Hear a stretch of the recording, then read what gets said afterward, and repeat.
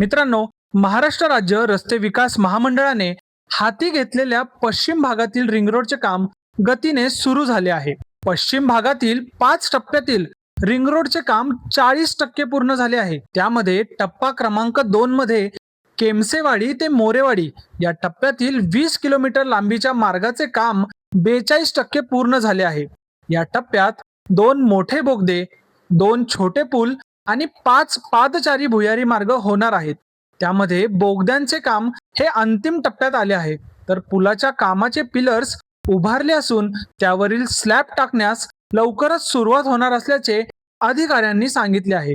हे काम 5 टप्प्यात सुरू असून ते पूर्ण झाल्यानंतर पश्चिम महाराष्ट्रातून मुंबईकडे जाणारी वाहतूक पुणे शहरात न येता थेट या मार्गाने मुंबईकडे जाणार आहे. त्यामुळे पुण्यातील गर्दी कमी होण्यास मदत होणार आहे.